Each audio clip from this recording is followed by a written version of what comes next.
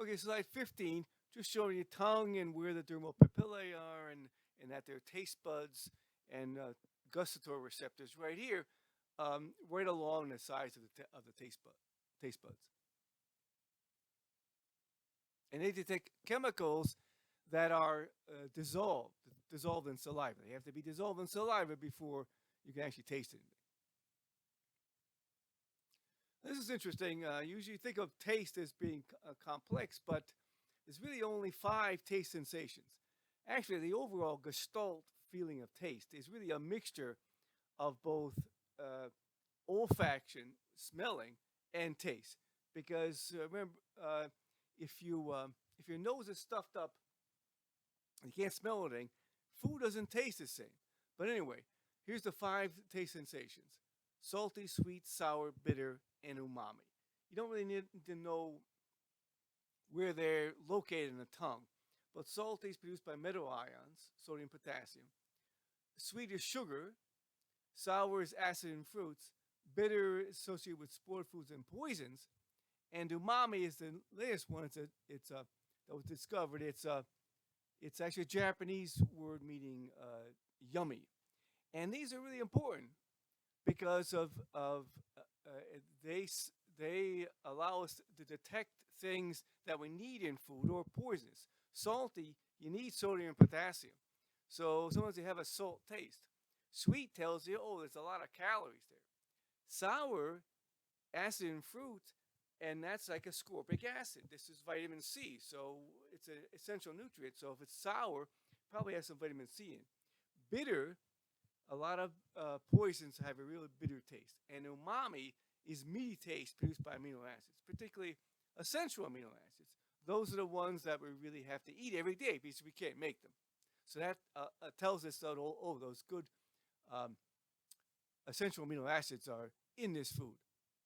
Okay, the projection pathway for taste, we're on slide 17 here.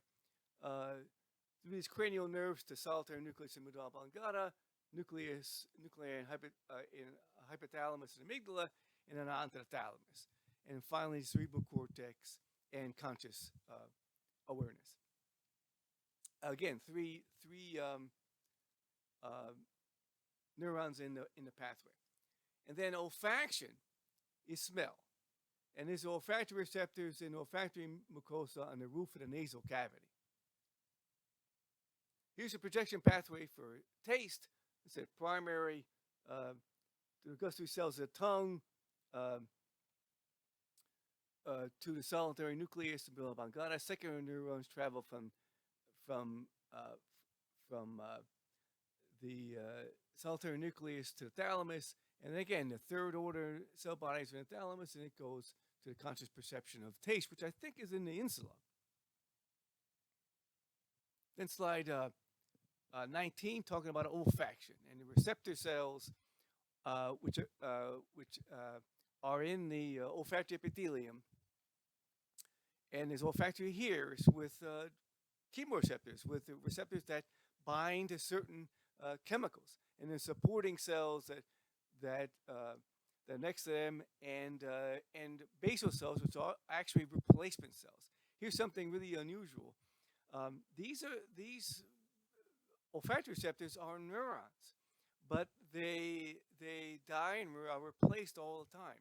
They're one of the few um, nerve cells that actually can be replaced.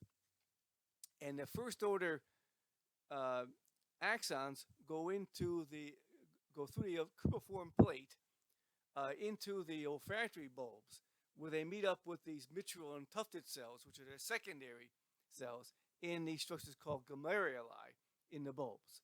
And that's going to be in the next slide. And here's the pathway, production pathway for smell. Um, you have these neurons, which are really brain cells. And this is the one part of your brain that's really exposed to the outside, and it could be an avenue for some infections, particularly this amoeba that is really nasty that gets into your brain. If you have dirty water shoved up your nose and it comes into contact with this, they can actually infect your brain through this way. So then here these mitral cells and tufted cells in these olfactory glomeruli in the olfactory bulb, and this slides goes into the olfactory uh, nerve and then the olfactory tract that goes into your brain for the sensation of smell. And here's this on slide 21. Receptors only neurons directly exposed to environment. One of the few neurons that were replaced, and this Naegleria fowleri is that amoeba, that brain-eating amoeba that you really got to be careful about swimming in stagnant water or dirty water because it can invade your brain through your nasal epithelium.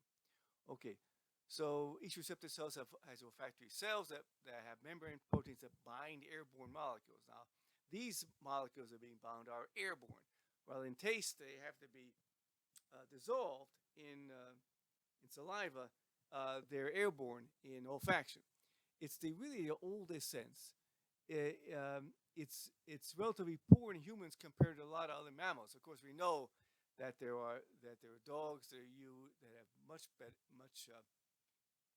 more sensitive smell than we have, and females actually have a better, more sensitive sense of smell than males. They can detect gas leaks, for example, when males cannot. This is slide 22. About 350 different types of receptors to identify several thousand different odors, and how it works is, one particular odor. So how can you differentiate thousands of different odors? There are only 350 different types of receptors, and it has to be an array. So some receptors bind this molecule really tightly, and they send off a lot of action potential. Other ones may bind it less tight, and then some won't bind it at all, and some bind it a little bit. And so it's a pattern of each smell actually stimulates several different receptors to different degrees, and that's how we can detect several thousand odors. There are only 350 different types of receptors. And some odorants actually stimulate nociceptors. If they're really like capsaicin, if you breathe some of that stuff, you can feel pain in your nasal epithelium.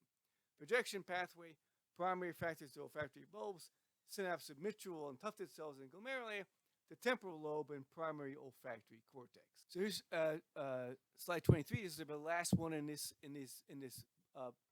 part. Talking about the projection pathway, can go to cerebral cortex without going to the thalamus. It's the only sense that doesn't ever go through the thalamus, and it goes really right through the limbic system, and to the limbic system and to the hypothalamus.